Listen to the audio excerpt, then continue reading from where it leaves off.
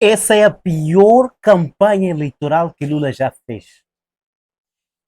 Nós ficávamos ali a olhar o que Lula e seus amigos poderiam fazer para combater o Flávio Bolsonaro na corrida presidencial.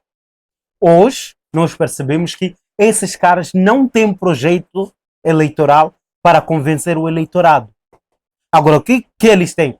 Simplesmente tentar encontrar motivos para manchar a direita e ver se pode ter uma reeleição.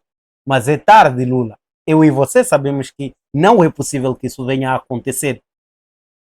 Lula pegou uma fala do Bolsonaro lá da época de Covid para fazer de armamento eleitoral. Coisa feia. Coisa... Sim. Vocês... Lula, sim, eu sei que você, às vezes... Mas até esse ponto eu também não contava. Me surpreendeu.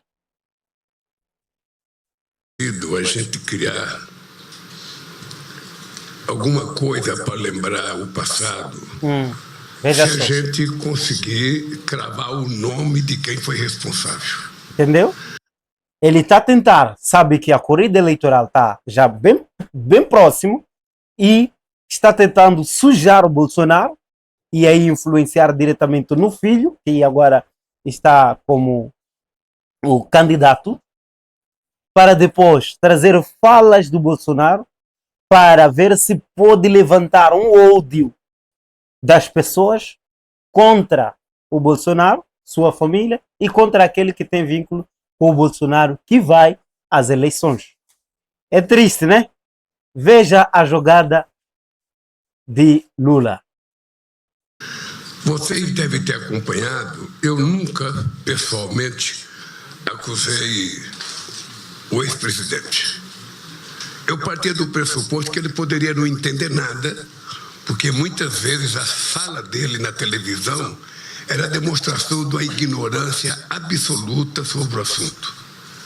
Mas como eu sou presidente e parto do pressuposto que os presidentes não são obrigados a saber tudo, ele tem que pelo menos ouvir quem sabe.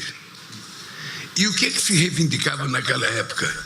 Que ele montasse um comitê de especialistas que ouvisse os principais cientistas brasileiros para que pudesse o Estado ter orientação, sabe, no trato com a sociedade brasileira.